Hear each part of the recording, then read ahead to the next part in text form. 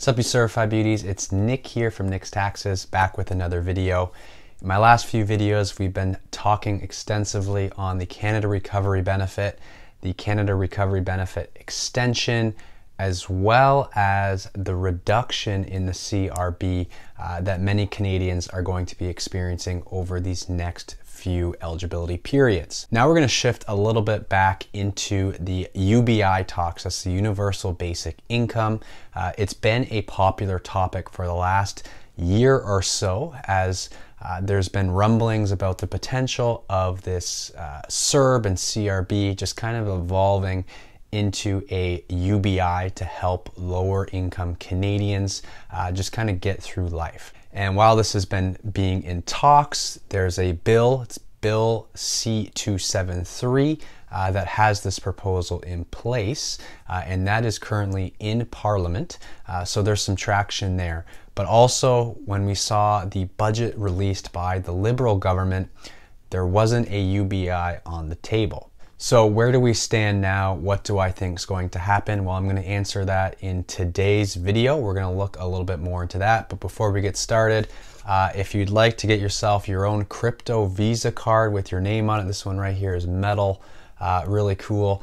Sign up with crypto.com using my link below.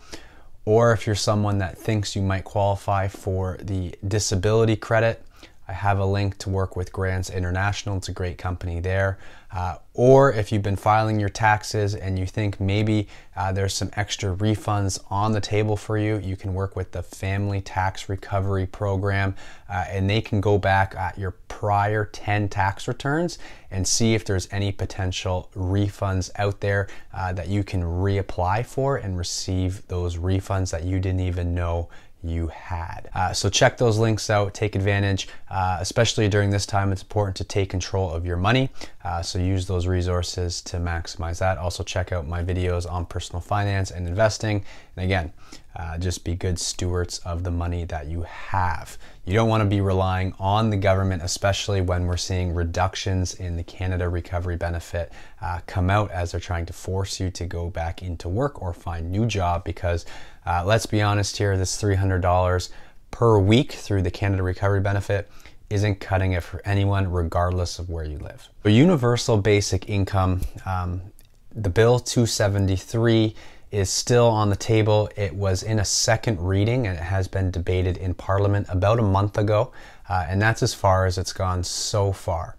But right now, with the government that we have in place, the Liberals, there's nothing in the budget regarding a UBI. However, that could all change, because right now sources are saying that there might be a snap election come September, and with that snap election might come some new platforms, and within those new platforms might come a universal basic income discussion.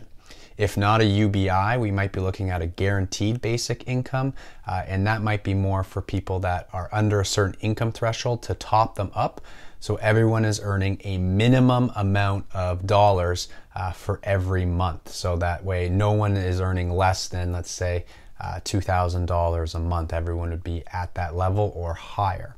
Universal basic income more so speaks to the fact that everyone who is a resident likely would receive X amount of dollars. A guaranteed basic income would mean that no matter what you're doing, you're guaranteed to earn this amount of money through the government programs. So this is becoming a bigger and bigger topic here in Canada. Some more Liberal government leaders are on board with the universal basic income. The NDPs are on board with it as well, and it seems to be gaining more traction with Canadians as a whole as well. So in a recent study at the beginning of July held by this company called Ledger, they looked at the top 5 most important issues to debate for the next federal election. The top 2, which makes sense, were the economic recovery and the rebuilding of our healthcare system post-COVID-19. I think that's a pretty big topic in my opinion as well. Understanding how we are getting out of this lockdown COVID-19 thing that we're in is going to be big, and how we're going to react and evolve out of this.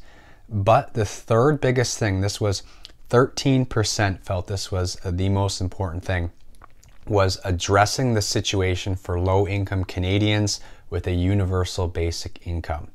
And that fell higher than both climate change and the Indigenous reconciliation platforms. So this is the third most important thing, according to this study, that us as Canadians find important, just below the economic recovery and our rebuilding of the healthcare system.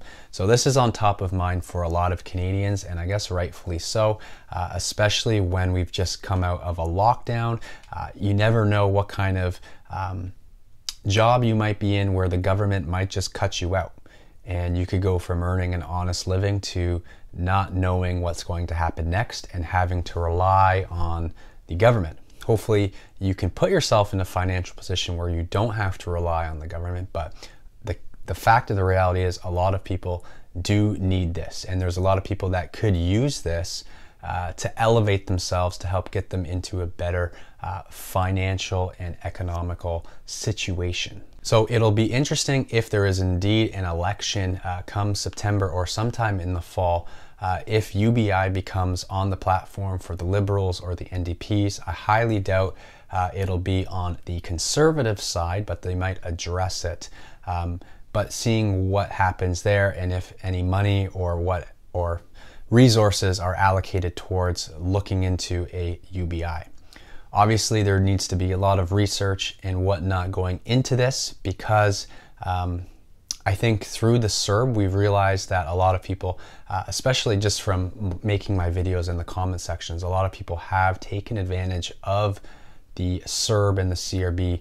These are people that didn't really need the money, but applied for it anyway, or found loopholes to apply for it, ultimately taking advantage of the system. And that's not what we want as taxpayers. We want, if we are going to be supporting a UBI, we want this money to be going towards those who need it the most, not those taking advantage of the system.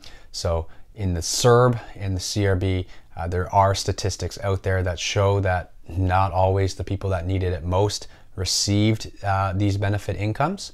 So Canada's going to have to work at figuring out something where if a guaranteed basic income is there, helping the lowest of the low-income Canadians, that it actually goes to those people who really need it and not people somehow taking advantage of the system. The last thing I want is for people to be using our tax dollars and just using it erroneously or just in a selfish way. So we'll see what happens. Let me know what you guys think in the comments below regarding UBI. Do you think it's going to be on the table for the next election? Do you think we're going to see it in the next few years? Are you for UBI? Are you against it? I've made similar videos on UBI and especially Bill C-273 and what that entails. So if you want to learn more about what's potentially on the table for Canadians in regard to a UBI, you can check out those universal basic income videos.